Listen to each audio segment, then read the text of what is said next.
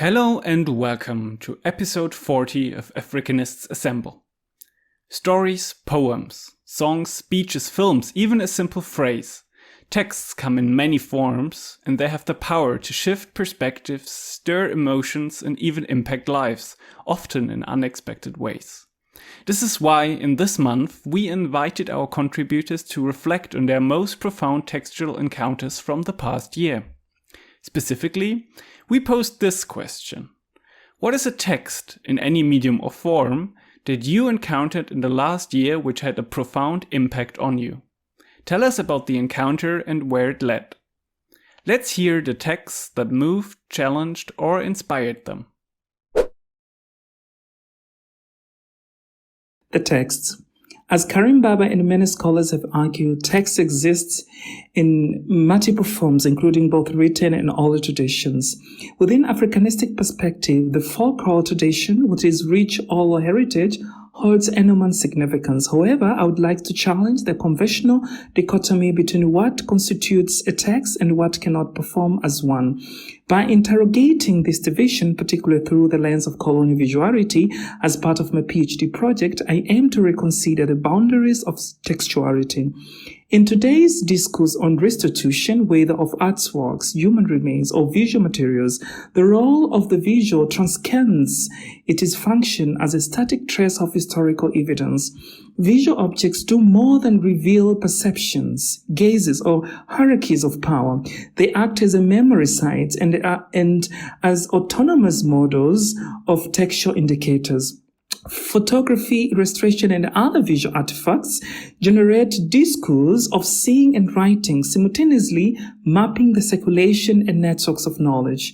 These networks perform complex law. They include and exclude, separate and incorporate, revealing the politics of visibility and erasure.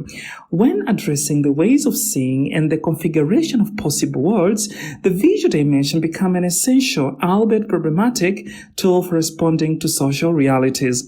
The politics of seeing, I propose, constitutes a text in its own right. But what does it mean for Afrikanistic to engage with the visual as textuality? What spaces might visuals occupy within our textual traditions and normative disciplines of analysis? Further, how do we theorize photography as an act of seeing and a form of writing? What lies beyond the text, and how do we conceptualize the interplay between writing and visuality? What fundamentally confers the status of text or textuality upon something? I think this question opens a pathway to rethink textual tradition and interdisciplinary approach within Afrikanistic scholarship. By recognizing the visual as performative and analytical tool, we push beyond traditional disciplinary boundaries by also challenging static interpretations of both text and image. Therefore, it is imperative to understand how visual and textual dimension co-create knowledge, disrupt power structures, and reimagine how histories are written, read, and seen. I would say that one text I have encountered in last year that has a profound impact on me is The Reign of the Hawks, a collection of poems by Enang Effiong. One of the very first attractions to this volume was the fact that Professor Olu Obafemi also wrote on the blog. Of course, Olu Obafemi is a Nigerian writer that I respect so much. Going through the table of content, I discovered that the poet's critical concern, or poetic imagination, if you like, took his readers down into history, which spanned 1781 to 2021. I was fascinated by the poet's attachment to history as a key factor in his creative enterprise. On the go, the poems also span geographical spaces, taking us on a journey through the Middle Passages across the different parts of Lagos, from Oshodi to the inner cities, to experience the world of rodents, a class of mystery in due time. What I've just done now was to create a story around the table of content.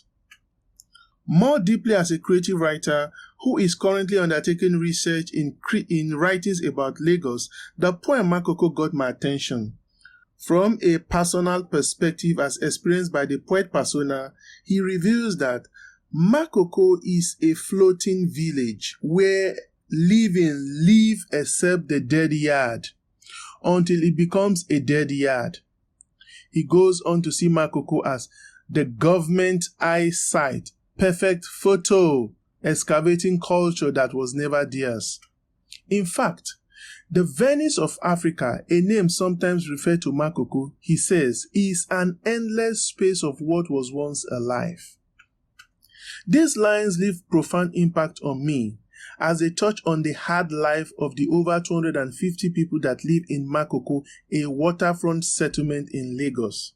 In fact, Makoko is Lagos' largest slum, referred to as by some as the Africa's most unique inner city slum, swampy with little sanitation and a few public services. Now, because I have been to Makoko and experienced firsthand some of these things I have read about, Godswill Effiong's lines resonate deeply in me. Of course, I have written about my lived experiences in Lagos, but not about Makoko yet. So in more senses than one, I could get into the poetic world in Effiong's The Reign of the Hawks. For this reason, I can say that the text had a profound impact on me, especially because it talks about Lagos, specifically focusing on areas that most people don't even talk about. Sida Gowas. That is basically meaning that our land, our language. And also what it impacted on me is the fact that there has been a lot of Kamai or reading and research and stuff that has been done about the First Nations people of South Africa, the Khoi people. And it made me do impactful things like theater piecing, writing of poetry, and also to make a video podcasting about it. And also it made us realize or ngave that we come of a people or a nation that built the inclusive or wealth of South Africa, that had all the kanasa or the abundance or being busy with our homadi, piranchi, goon or our sheep, cattle and our bucks. And also what it also taught me is in a manner that you cannot have any form in arts and culture, especially in South Africa, that you cannot have the conversation about it and not include in your theater pieces, your poetry or any form of literature, that you cannot gaslight or write out of the equation or erase the Khoi conversation, because that is the most critical part that brings forth in arts and culture in our community, how we are being seen and how we portray ourselves through our arts for the fact that we always and will always have our say in the arts landscape or the diaspora of Southern Africa and South Africa about what are going to be done, who we are and what we are doing to make these things realizing and reliable and doable to do things. Also lastly, in the space of e-constitutionship or fine arts or filming, these conversations are very broad, how it's been told, especially in festivals and also in the spaces of South Africa. So yeah, Sida Gowas was very impactful for me for the last day and still is.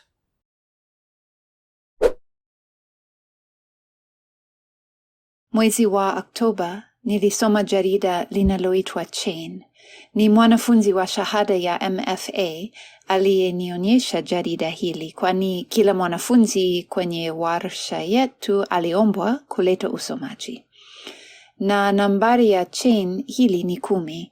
Chain 10 kiangazi mwaka wa 2003. Jarida hili lilitokana na chuo kikuu cha Temple, Marekani. Linapatikana mtandaoni. Chain nambari hii linahusu tafsiri, translation ama kusema kweli translucination. Wahariri wanaeleza hivi kwamba translucination ni a word made up by Andres Agents to describe how translation is a form of reading and writing that creates new work, new conversations. Yani neno lilioundwa na Andres Agents kueleza kwamba tafsiri ni namna ya kusoma na kuandika ambayo hutokeza kazi mpya, mazungumzo mapya. Hivyo kwa mfano kwenye chain hili, watafsiri fulani wamefanya tafsiri za Chuangzi. Wafasiri wanaeleza kuwa Chuangzi alikuwa ni mwanafalsafa mwenye kuishi zamani kale mnamo mwaka 350 KK. Kwa kuanzia na uandishi wake, wanafasiri na kuunda mashairi kama kwa mfano Translation of Chuangzi with the noise of the shower running. Translation of Chuangzi from behind smeared glass. Translation of hearing Chuangzi while not looking at the writing page. Au, kwa mfano mwingine, kuna 48 Dante variations wa Dante na Caroline Bergvall, ambalo ni shairi la mishororo mitatu ya kwanza ya tafsiri nyingi za utendi wa Inferno wa Dante. Na kwa Kiswahili, kuna collage translation ya shairi kutokana na kitabu cha Teach Yourself Swahili cha D.V. Perot. Shairi hili linaitwa Mto Mwivi, yani River Thief, na lipo kwa Kiswahili na kwa Kiingereza chake. Hii mifano mitatu ni baadhi tu ya usomaji mzuri mno unaofikirisha kwenye jarida hili. Tafsiri zilizomo hunifurahisha. Zilinitia moyo niendeleze utafsiri na utungaji wangu na kufanya majaribio mbalimbali.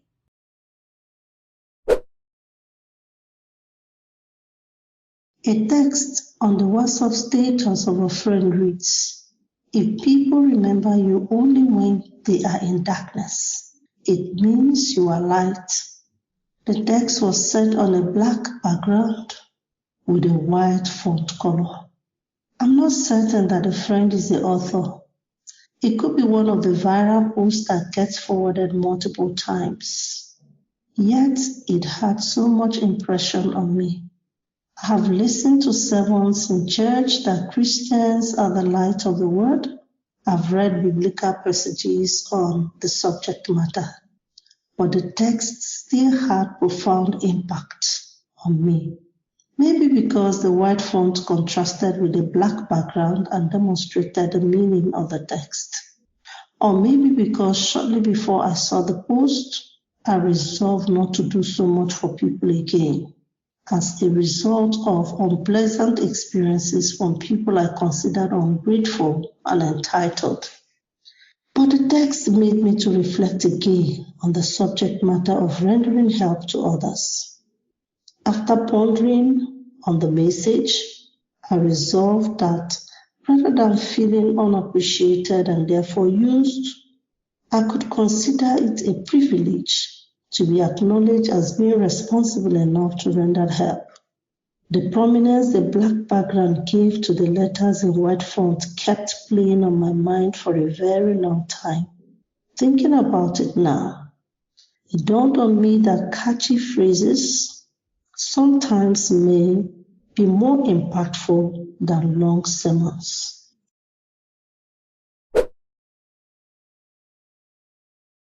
A colleague had Not Yet, My Time to Die by Yolande Mokagasana on his table, and I was like, please let me read this. I was very busy at the time, but I still chose to read the book, particularly because it told me, hey, it's about Rwanda. And I had watched Hotel Rwanda when I was a teenager, so I felt, oh, this is a good opportunity to hear the story from another perspective. And there are many things that touched me in Yolande's testimony of her experience during the 1994 genocide. But if I would touch on any briefly, it would be about the part where she kept saying, "Where are my kids? Where are my kids?" A couple of words, then the next thing, "Here are my kids, where are my kids?" A couple of words again, she hears a gunshot, and then she thinks, "Where are my kids?" And all of that while I was reading, probably I think I shared a tear or two, because I am a mother and I certainly never want to be in a situation where I have to be so troubled to ask, "Where are my kids?" Just that sentence has stayed with me. I read it last year, October, and I would say that while reading, it got to a point that I didn't want to read it anymore because of the consistent asking, "Where are my kids?" Because the more I read it, with all the emotions, it was written in French and translated to English. I don't speak French, but if it is that intense in the English language, then I wonder how it really feels in the original language, it was written. So, and I wonder if I would be able to bear such an intense moment where I have to ask, "Where are my kids?" And coming to the point where she found out that that her kids are dead, she knew all along, but it still broke her. So, what kind of a mother would really want to hear that kind of truth, that all 3 of your kids, your babies, they are all dead?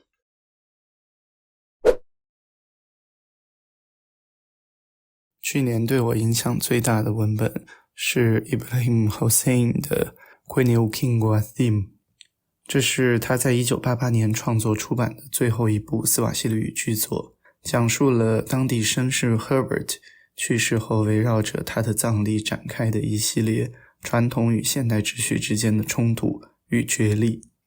通过剧中人物围绕丧葬习俗的讨论， Hussein 展现了文化转型中的张力，使我们得以深入思考在现代化过程中我们应该如何平衡传统的价值观与新兴社会结构。在剧中 Herbert 去世后，他的家人和朋友在葬礼的安排上发生了矛盾。这一冲突不仅仅是对丧葬仪式的不同意见，更折射出非洲乃至其他全球南方地区在面对现代化时的内部分歧。传统观念强调祖先崇拜和社区凝聚力，而现代社会的个体主义和法律体系则挑战了这些习俗。在许多地方，西方影响的加深使传统习俗受到冲击，而这些习俗往往是社会运作的重要支柱。Hussein 通过戏剧语言和人物塑造展现了这种对立，譬如剧中的一些角色坚持遵循祖辈传承的习俗，认为这不仅仅是个人信仰的问题，更关系到整个社区的文化认同。而另一些角色则主张采取更加现代合法的方式来处理丧葬事宜，认为传统习俗已经过时。这种矛盾揭示了非洲社会在面对全球化和现代治理时所经历的现实挑战。首先，它让我意识到传统并不是简单的过去遗留物，而是深植于人们的价值观和身份认同之中。在现代化的过程中，传统文化的消解并不是一蹴而就的，而是一个长期的充满张力的过程。其次，我也看到了现代性并不总是带来顺利的社会转型，并且我还想到在传统和现代性之间是否存在折中的可能性。总的来说，Ukingo Thim 以生动的戏剧情节展现了非洲社会在传统和现代秩序之间的挣扎，使我更深刻地理解了这一问题的复杂性。这部作品它不仅反映了非洲文化在全球化背景下的挑战，同时也启发了我们思考在现代化过程中如何尊重传统，同时能够推动社会发展。这种平衡并不容易实现，但 Hussein 提醒我们，这种对话和探索对于社会的稳定和进步至关重要。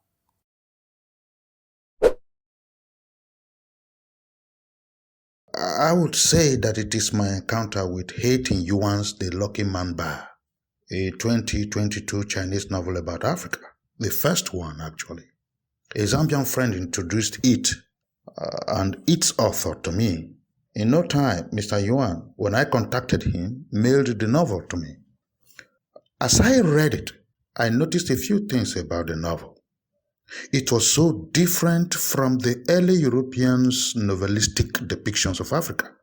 The Lucky Man Bar, when compared to Graham Greene's The Heart of the Matter, another work about Africa written by a Brit, I noticed that the skewed depictions of Africa and Africans, as the latter did, were absent in The Lucky Man Bar. This finding led me to write a draft essay in which I argue that the Chinese representation of Africa, today's site of post-coloniality, is much more approximate to the African reality than Graham Greene's work, even though the latter was published some 75 years back, a period within which European ill perception of Africa has remained vastly unchanged. So I conclude that Yuan's representation, coming from a racially different individual like Graham Greene himself, and one who could easily invoke the similar racial prestige in his work as Greene did, but did not, Yuan didn't, is a welcome development in a world that still preaches about tolerance and peaceful coexistence.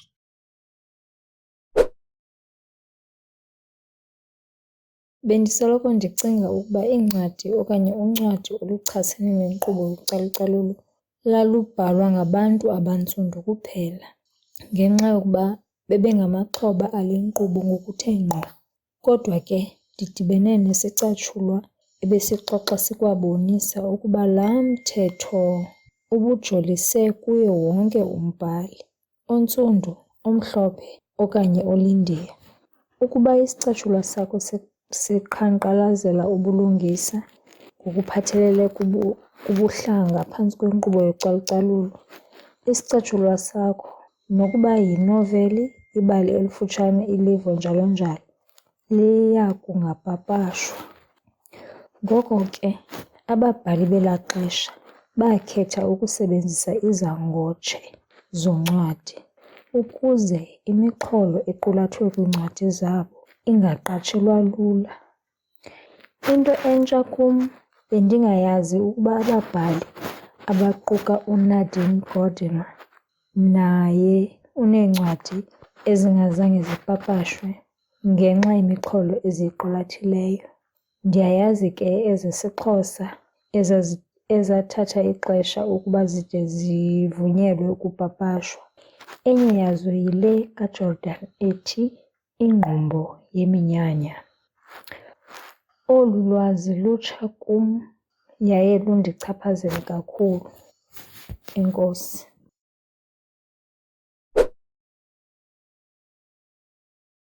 On the 11th of November 2024, I stumbled on a video clip that was posted on a Nupe community WhatsApp platform that I belong to. The video features a Nupe woman who, with mastery, recited 11 Nupe proverbs in 43 seconds. Nupe is one of the languages spoken in the north-central Nigeria, where its speakers are largely found in Niger, Kwara, and Kogi states.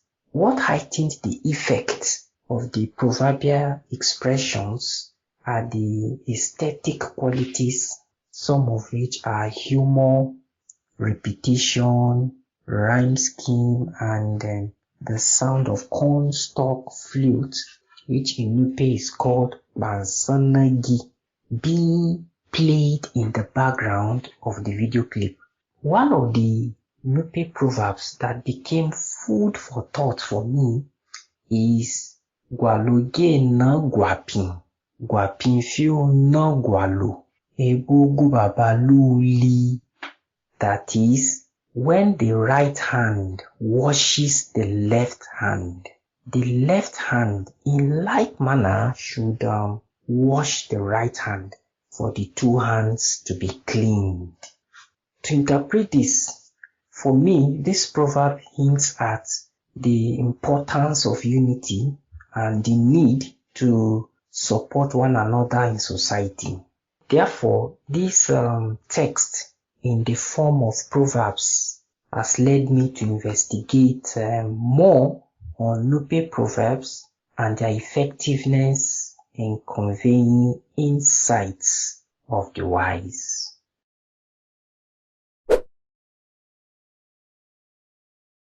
One word I found interesting and profound last year during my research is the word Latmwa, which is used for radio from the Ngas speaking group.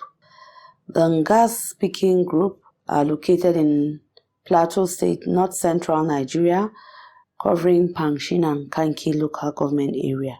Latmwa is derived from the divination phenomenon and then subsequently has been applied to refer to radio. Latmwa, used in its plural form, is used to refer to invisible beings that live in a calabash known as Tu, which is used for divination. When consulted by the diviner, the beings respond by making loud noises. The sound of the Latmwa is not intelligible to the people who hear it, except the diviner, who in turn interprets it to its client. So the application connects to radio because it's believed that people don't really know who those people in the radio are, but they know that human beings are there. But the difference is Latmwa, you don't get to know who are those speaking, but in the radio, we know who are speaking.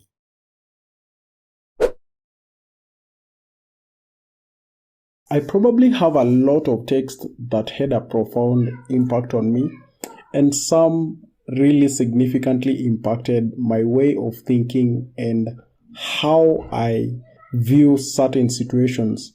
But one text that significantly impacted me was Wizard of the Crow by Ngugi wa Thiong'o. And I'm talking about the social or the psychological impact that I had after reading this text. These are texts that I have read more than thrice, and one thing that kept eating out or that kept crying out loud for attention was how our leaders seek to be puppets of Western nations, and in that, they become oblivious to their citizens' conditions.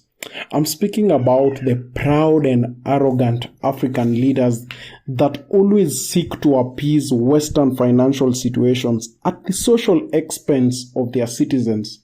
The same citizens that elected these people because they thought they were electing a government for the people and with the people, a government that is allegedly by the people, turns out to eat its own children.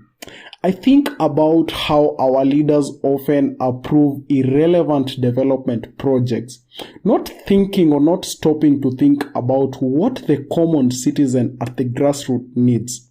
They do not think about the fact that most of their subjects live way below the poverty index.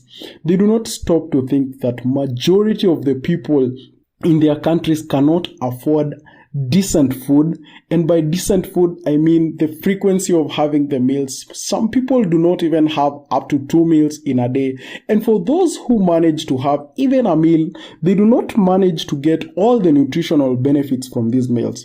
So we are speaking about leaders that are oblivious to what is happening at the grassroots level, but leaders who are always willing to outshine themselves to the highest bidder coming from these Western financial organizations.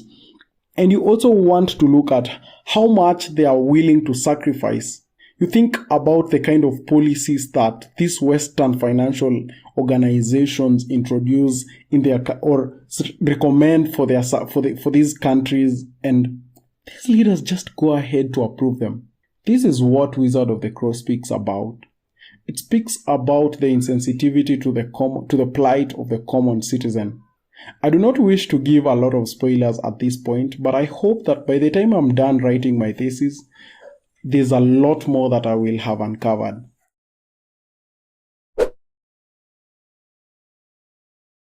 I want to talk about something I encountered last year. I remember I and my colleagues visited several primary schools in the country just to learn how English is taught. And we had a fantastic time with a lot of teachers there and learned about a lot of new techniques and the approaches that they usually use to teach English. So we visited the several schools, and as it is always the case in many African countries where English is taught as a second or foreign language, you find a lot of different levels, just to remind the students and the teachers the importance of using English in teaching. And they also kind of trying to make the students, like forcing them to speak English so that they can practice, which is a great thing. We visited one of these schools where we found there was a similar text encouraging people to speak English, but this was written on Swahili. It says, mwalimu mfundishe mwanafunzi aweze kuandika, kuzungumza, kusoma, kusikiliza kwa lugha ya Kiingereza kwa fasaha. Yasiyowezekana yanawezekana sasa. So you can read from the translation, like teachers were encouraged to use their best, skills they have to make sure that the students are able to speak English fluently, but also writing and these other skills. So, what made me wonder in this text, it is not the message, but I was just asking myself, like, why this text was written in Swahili while encouraging the students to use English. So to me, this was more like, it wasn't a sign that the teacher didn't know how to write the messages in English. They knew how to do it. Even if they couldn't be able to write it in proper English, they could have Googled it and get it in the right way. So to me, this was more like, it was a kind of text that tries to challenge the traditional approach of using English only as a way of helping others to learn it. So it was a text that was structured in Swahili, but also tries to communicate the message that despite the fact that English is emphasized here, but still Swahili should not be abandoned altogether. So both Swahili and English can be used in the teaching and learning. And I think that is the take-home message that I got from it.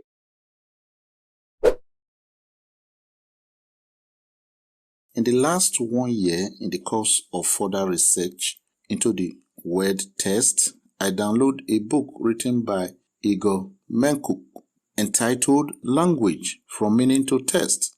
I was particularly reading subtopic 2.3 entitled The Meaning Test Model, a Global Functional Linguistic Model, on page 23 when I had an encounter which informed me that test is a thought that is externalized in text. This encounter led me to view text as thought, which goes down into any written form as text in any written material.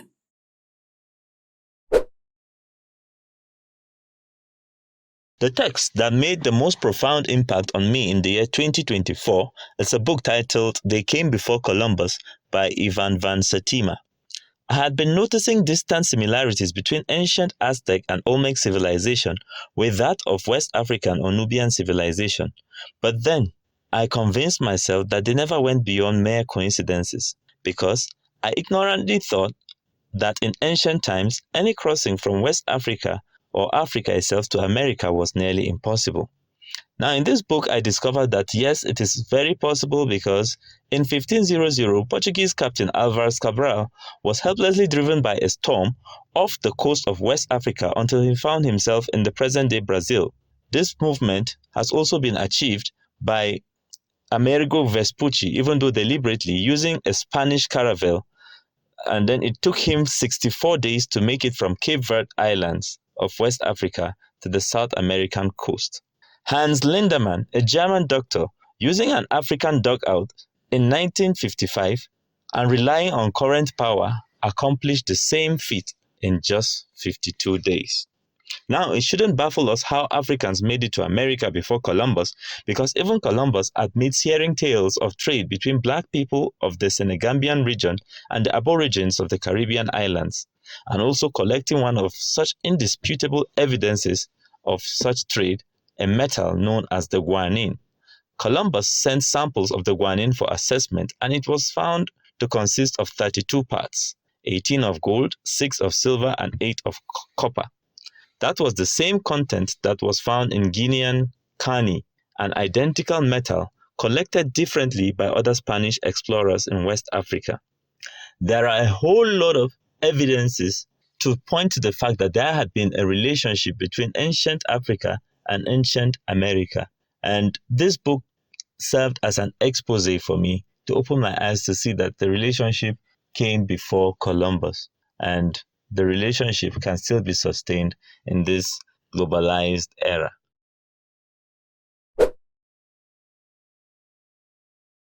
My presentation will give a perspective on a unique type of text I encountered and how the experience led to a research that seeks to examine the meaning potentials in carvings on Bamun royal panel doors. I will then draw insights from theoretical and applied linguistics to argue that inscriptions on Bamun royal panel doors are sophisticated texts with complex web of meanings. The Bamun wooden panel doors belong to late Sir Kevin Kamai. During the 2024 Christmas break, I visited my elder brother who was in possession of the carvings and requested to have them in order to sell the artifacts since they were not properly kept. I decided on a second thought to donate one of the panels to Karatu Library Foundation on behalf of the family of late Sir Kevin Kamai, while the other panel was sold to Martha Spears, the founder of Karatu Library Foundation. This textual encounter ignited a curiosity in me, and I began to question if the inscriptions on the royal panel doors can be considered as text. I reckon from the standpoint of Kreis and Van Leeuwen's research on visual communication that carvings on the Bamun royal panel doors can be considered as text because they serve as a medium of communication.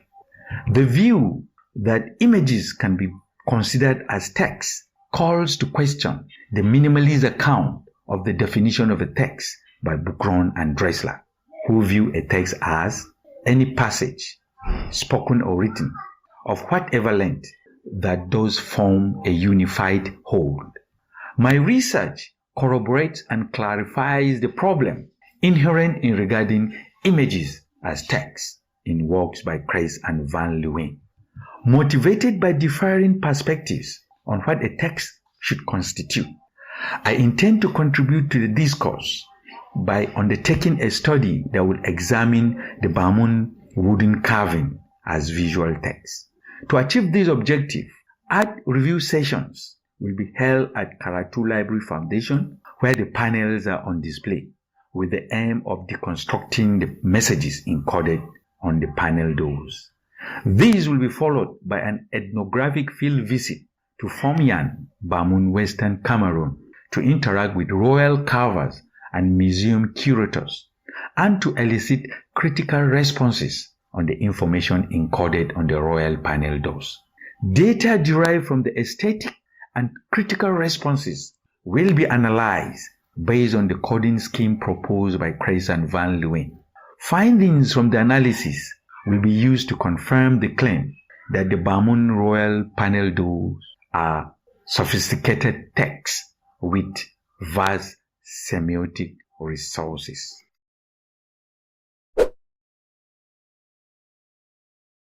Text that had a profound impact on me last year was When Strong Women Cry. It's a book written by Gifty Auntie, and it had lots of impact on me last year. At first, I used to think those women, activists especially, they have it all, they've got it all. You see people smiling around. I thought they had no problem. But after reading that book, I realized that In this life, we are all fighting silent battles, but we don't let those battles define us. So we forge ahead even with those battles. Some battles can be fought once and for all. Others would have to live with us for the rest of our lives. So what impacted me most was, I think I got much stronger when it comes to life. Yeah. So even when I'm faced with circumstances, I look at those people she made mention of in that book and I forge ahead. Every strong woman do cry too. Strong women do cry, but don't let the cry define them. They forge ahead. They try fighting hard to overcome such battles. Life itself is a battle, so we have to fight and forge ahead. We don't let the battle win us, we win the battle.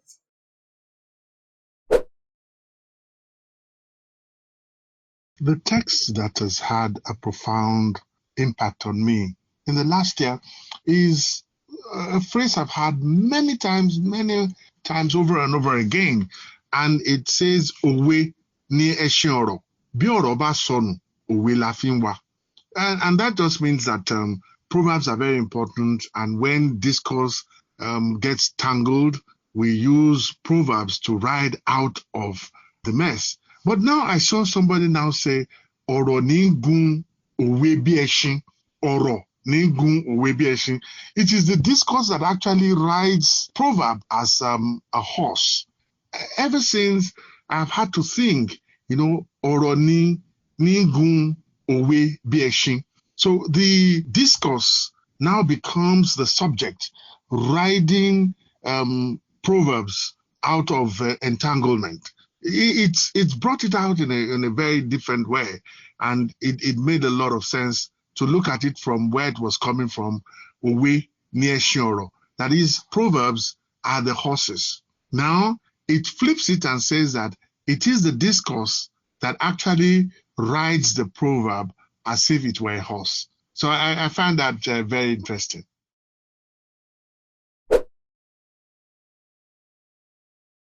The text that greatly impacted me last year, 2024, was Wole Soyinka's Death and the King's Horsemen, translated as Election Oba in Yoruba language. The text was written in 1975. It was indeed a literary masterpiece that offers profound ethnomusicological insight and boundless creative inspiration. As an ethnomusicologist and composer, the text deeply impacted my understanding of Yoruba indigenous music, ritualistic soundscapes, and the spiritual dimension of performance. From the text, I was able to extract about 5 major ethnomusicological themes. Number 1, which is the functionality of music in indigenous society. The plays illustrates how music functions in Yoruba society beyond mere performance, serving as a medium for religious rites, communal bonding, and the passage between life and death. Secondly, the sacredness of ritual and sound. Music reinforces the ritual significance of the King's Horsemen, emphasizing its duty through chants, drumming, and rhythmic structure. The third point was the cultural resilience and hybridization. The tension between the indigenous Yoruba musical tradition and the imposed British colonial silence provides a powerful case study on cultural survival and adaptation, which is my major core research interest about sustaining indigenous musical cultures. Then the last one, but not the least, was the tonal language and percussive communication. Soyinka in his work used a call and response pattern, talking drums, and their intricate rhythms signals transition between the physical and spiritual realms, offering insight into African tonal language and communication system. For creativity, especially music composition, the dramatic tension and musical expression demonstrated in the text through the Eleshoba's hesitation in fulfilling his ritual duty is a moment of intense conflict, inspiring musical motif that blends traditional Yoruba elements with modern orchestration. Musical silence as narrative device in this text through the Eleshoba's pause in the ritual disrupt the expected flow, mirroring the cultural and spiritual dissonance. The choral piece exhibited the vibrant percussive section that represents life and duty, then with a contrasting sudden pause or dissonant harmonies reflecting internal struggles, which was the major issue in the text. So by interweaving music, chant, and drumming with themes of duty, sacrifice, and colonial interface, Death and the King's Horsemen serve as an invaluable source for both research and creative composition.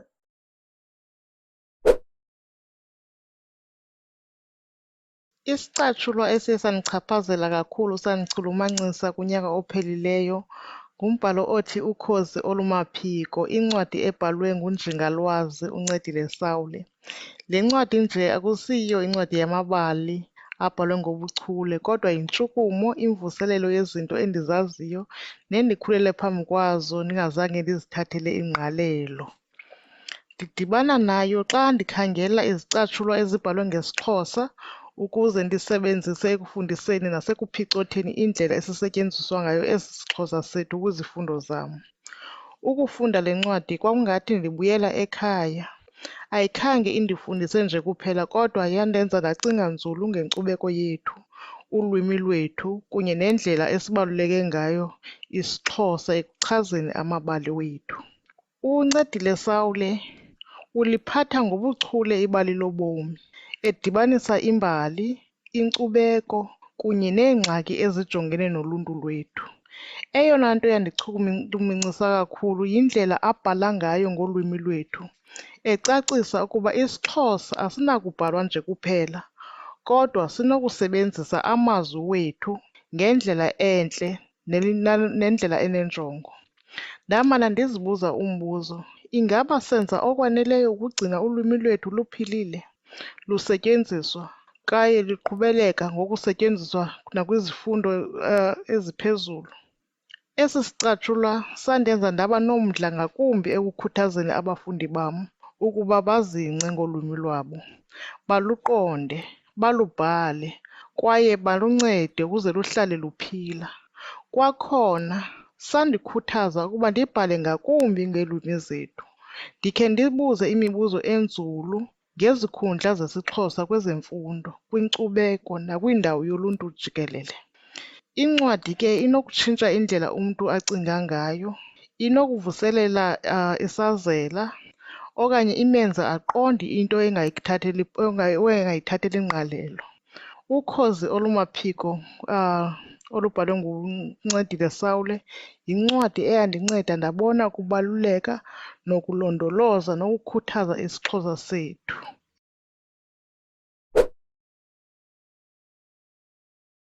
A text I read last year that had a profound impact on me was Amasantu Adiake's short story collection, Someone Birthed Them Broken.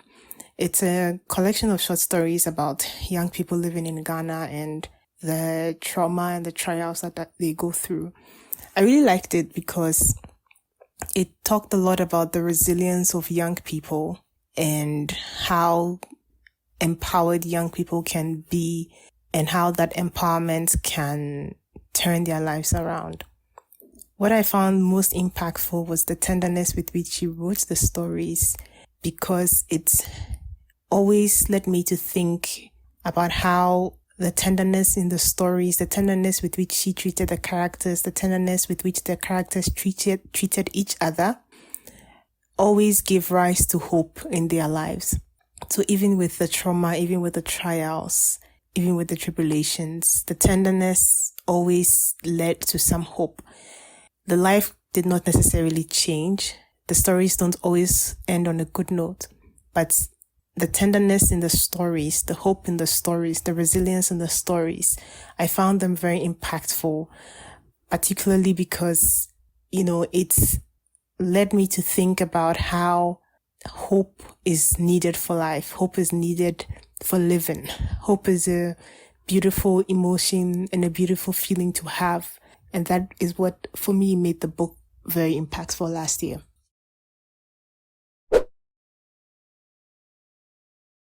Kwaziwai vateereri, gore ra2024 rava kuda kunopera.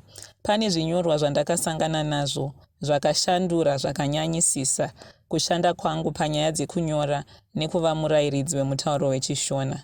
Ndiko kusaka ndasarudza kutaura pamusoro pezvinyorwa izvi, kunyange zvazvo izvo zvaiva mumutauro wechirungu. Zvinyorwa izvi zvakanga zviri zverudzi rwenyaya dzemakriyeta. Ndakazviwana pane rimwe blog. Handicharangarira kuti chii chakaita kuti ndiverenge nyaya yekutanga, asi mushure mekuiverenga handina kukwanisa kumira. Ndakaramba ndichiverenga kusvikira ndapedza nyaya dzese dzerudzi irworwu dzaiva pablog iri. Ndakaverenga nyaya kwemazuva, ndofunga dzingangodarika 50 chaiwo. Idzi dzaiva nyaya dzemakriyeta akasiyana-siyana. Nyaya idzi dzakandibata nekuti ndakanga ndasvika pakufunga kuti zvese zvandaiita kunyora kwese hapana chakanga chichimbobuda. Dzakandiratidza kuti hapana chitsva pane matambudziko andainge ndichisangana nawo. Chikuru chandakada panyaya idzi ndechekuti pane zvandaikwanisa kumboedza kuita kuti ndigadzirise matambudziko acho. Ndakaverenga nyaya pamusoro pevanhu vanobata mabasa akasiyana, vamwe vanoimba, vamwe vanodhirowa, vanyori nevamwe vanofundisa zvinhu zviri pamusoro pezvinhu zvavanofarira. Ndakazviona ndiri mumwe wevanhu ava, kuti kana neniwo ndiri creator. Ndakaona chinhu chimwe chete chakanga chakafanana panyaya dzavo, kuti kubudirira semunhu anoita basa rakadai kunoda kuti udungamidze kubatsira vanhu nekuva neukama nevanhu vanofarira basa rako. Ndakaona kuti ini ndakanga ndava kurasika. Kubvira ndakatanga kuita basa rekugadzira online library yangu, ndakaita sekunge ndakabva ndakangamwa chakanga chambondisvitsa ipapo. Ndakabva ndaziva zvandaifanira kuita. Ndaifanira kukoshesa kubatsira nekutaura nevanhu vanofarira basa rangu, ndisati ndakoshesa zvekuti ndingavatengesere chinhu. Nhasi uno mashandiro andinoita semunyori paindaneti nemurayiridzi ashanduka zvakanyanyisisa, zvichitangira panyaya dzandakaverenga idzi. Ndava kukoshesa kuva necommunity yevanhu vanofarira basa randinoita. Zvizhinji chaizvo zvandakafunda kubva mukuverenga mashandiro anoita mamwe makriyeta. Ndakabva ndazivawo pamusoro pezvimwe zvizhinji zvandinofanira kufunda. Izvi zvakakonzera kuti ndizotsvagawo mamwe maresources akandibatsira chaizvo. Chokwadi ndechekuti handitombokwanisa kutsanangura zvakakwana kubatsirwa kwandakaitwa nenyaya idzi. Mumwedzi waJanuary ndakaitisa course yepaemail pachena yekufundisa vamwe zvinhu zvandadzidza pamusoro pekunyora nekuita zvebhizimisi online. Pakaita vanhu vanodarika 270 vakanyoresa kuita kosi iyi. Rwendo ruchiripo, asi ndava netariro yekuti nzira inofambika.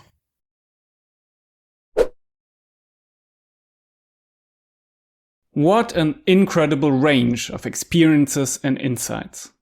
It's fascinating to see how different texts, whether written, spoken or visual, can shape our thoughts and journeys in such personal ways.